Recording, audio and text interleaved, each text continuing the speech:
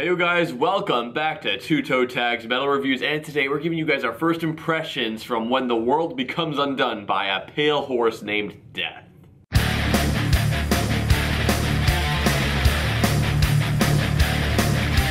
Alright guys, so neither of us are really into this band. Like this is a band I think I've heard of them, but I haven't checked them out before, and you know, we had our poll for you guys asking, you know, which to do. This was the winner of that poll, and I was really excited because this is brand new music for me. All I know is that they're doom metal, which is a genre we don't really cover on this channel very often. We haven't seen too much doom metal on this channel, no. Yeah, so this is kind of a bit more of a gateway for us, as well as getting into this band. Yeah, I'm hyped to listen to it for that same reason. Again, just like you, this is a band I don't really know too much about. I've heard songs here and there, dabbled in a tiny little bit.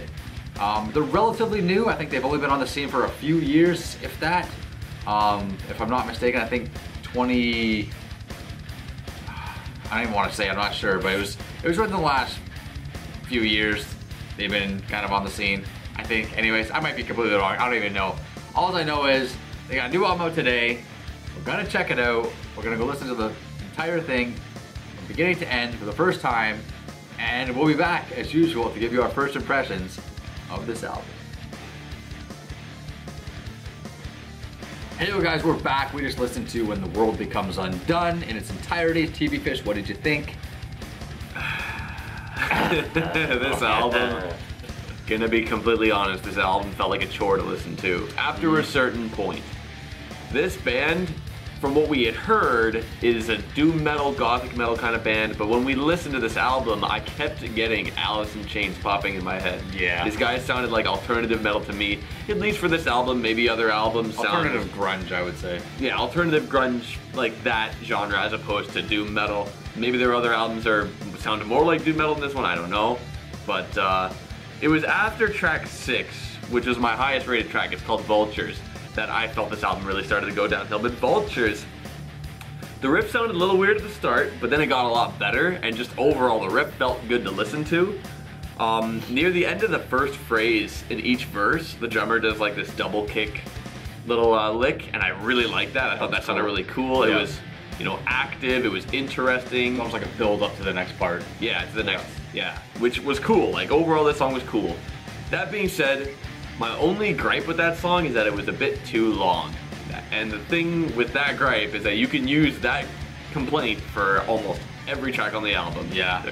This album either has an interlude song that's too long, which we'll get to later, or all the songs are like 6-7 minutes. Like they're way too long. They really do. Vultures, like they play it out. Like, you know, they jam out on it, they vamp, whatever. But like, it gets to the point where it's like, okay, can the song fucking end already? Please. Yeah. It's like 6-7 minutes, but it's just drawn out content. It's not enough content there to warrant that length of song. Like, Vultures could have been so much better if they just trimmed it down a little bit. Like, you can vamp, that's fine, but it just keeps going, and it's like, oh my god. Yeah, I found it to be very groovy, that song specifically. Very driving, they hit hard, but cut the song down to like 3.5-4 minutes, and you got a good friggin' track. You try to stretch it out and make it 6.5 minutes, you're pushing it, and then it just gets boring, it gets stale. It's just really hard to keep somebody's attention that long when you're not changing anything. Yeah, especially when it's like genre-wise, when you're doing like grunge alternative, it just feels kind of, you know, really laid back.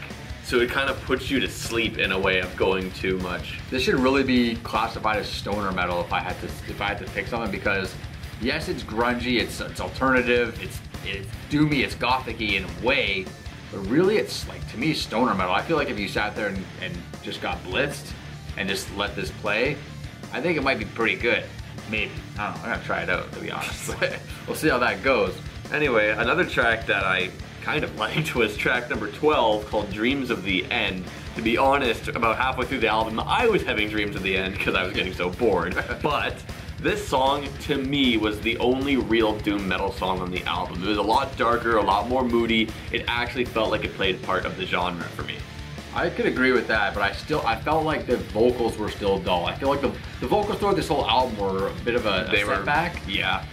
If they weren't dull, they were monotonous. If they weren't monotonous, they were pitchy. I found they were like a little bit, maybe a little bit sharp here and there. Like it didn't seem on point. Although, to the credit of the album, there were some good harmonies. There's some good, I don't know, I wouldn't even say vocal range because it was all pretty much the same range, but maybe vocal atmosphere you can call it, because it did set some mood, set some tone, which I think was good, and it suited the genre and the mood of the music.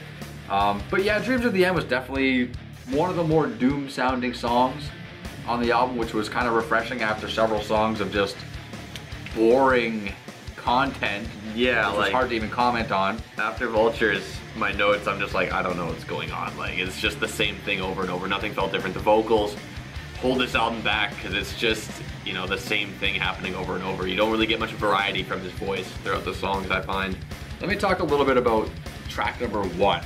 As it begins, the very first track is just an interlude track just to set the album tone, set the atmosphere. This is my highest rated track. Really? Really. Because when this track came on, I was into it. It sucked me in. You hear this ambient noise, you hear like this crying, this weird stuff's going on. Like some kind of monster you kind of hear in the background. It was scary. Yeah. It was really scary, and I was getting into it. I was like, this is perfect. Good this point. is setting the mood for this album, and it did its fucking job perfectly. Okay? Gave it an 8. Awesome stuff. Then the next track comes, which is one of the singles. It's the title track.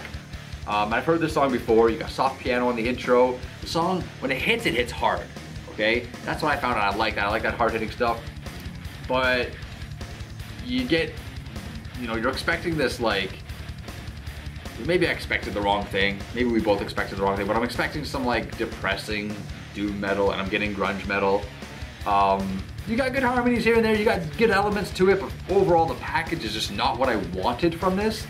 The next track after that, Love the Ones You Hate, definitely brought me back to the late 90s. If you guys know the band Orgy, they were on the Family Values tour with Korn and Limp Bizkit and Rammstein back in the day. And they had a hit song, Blue Monday. This song and that song, I mean, they sound the fucking same, man. They sound the same. One thing, probably one of the highlights of this album was the solo in that song, though. Yeah, that was a good solo. There was a few decent solos on this album. I'll give it credit to that. They're very bluesy, right? But cool. Speaking of guitar, someone was bugging you about the guitar. Did you already mention the slide?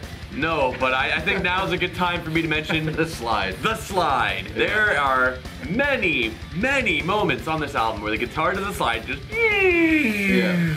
But it's the exact same one every time. The exact. I'm not fucking kidding. It's like they just copy and pasted it in the editing. Like, yeah.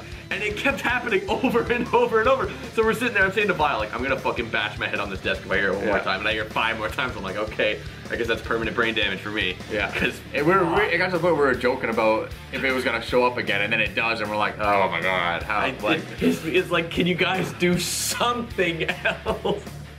So funny. Another thing about this album that I just thought was ridiculous was there's a few tracks. There's one specifically, it's track number 8. It's called The Woods. This is an interlude track that is 2 minutes and 48 seconds long. It sucks. And it sucks. It's a bunch of crying and weird breathing and sobbing, and then you get these, it sounds like a tribe chanting or something like that. And then literally the last 30 seconds is just environmental sounds. Yeah. Like you could just turn on like the Discovery Channel and probably find some shit. Yeah. It sounds the same. There was like, what, 4 interlude tracks on this album? Maybe. Including the first one. There was number 5 was Succumbing to the Event Horizon. Number 8, and then number 13. But yeah, The Woods, like that's a track that really doesn't need to be there. I feel like it might be continuing from the story that the first track played out. Yeah. And the first track kind of, you know, you made a good point, like it is scary. It's so ominous, it's dark, so I was expecting something from this album with that. I wasn't really given something that fulfills that, what that first track brings up. It was definitely a letdown in that sense. But hey, track number 5, you mentioned something about track number 5. Yeah. We're listening to it. So Succumbing to the Event Horizon, I'm pretty sure there's a thing they did here that was really cool. It's this cool guitar trick where they wrote a guitar line, but then when they recorded it, the guy played it in reverse. He played all the notes from the last note to the first note, then in the recording, they reverse it again, so it sounds like the way he wrote it, but all the notes sound like they were, like, they're plucked in reverse. Like, it sounds backwards. It's a really cool effect. I think the Beatles actually started that trend. I think. And either way, it sounds pretty cool. You know, it's a creative thing. It's an old trick, and it sounds really cool. It's got this nice echo on it. It's a really pretty effect. I think this is a good example. I believe this is one of the interludes, right? Yeah. So coming to the event. This was a good one. Out of all the interludes, this is probably the best one. Yeah. Then there's a track like the last track called Closure, which was just 3 minutes of like nothing. There's more crying, more random noise, just ambient. It didn't nonsense. need to be there. To be honest, Dreams of the End is actually like, I think it would be a pretty good outro. Like just ignore this last track. Dreams of the End would have been fine as like the end of the album. All in all though, I think you know, it was definitely a little bit difficult to sit through this album. It was pretty boring. But one of two things is gonna happen. Because we're gonna listen to this album all week long. So we're either going to have a really long, shitty week, or this album's gonna grow on us to the point where we fall in love with it. Yeah. Both have happened before with other albums. Yep, this happened before. I don't exactly know what to think about this right now, but we're gonna do that. We're gonna listen to the album as much as we can through the week, and we will be back next week to give you guys our full review. Make sure you guys leave your comments below and let us know what you guys think of this album. Check it out. Give us your thoughts. Do you agree with us? Do you think we're right, wrong? Let us know in the comments below. Like the video, subscribe if you guys are new to the channel. I'm Vile Self. I'm TV Fish. Keep the meds banging.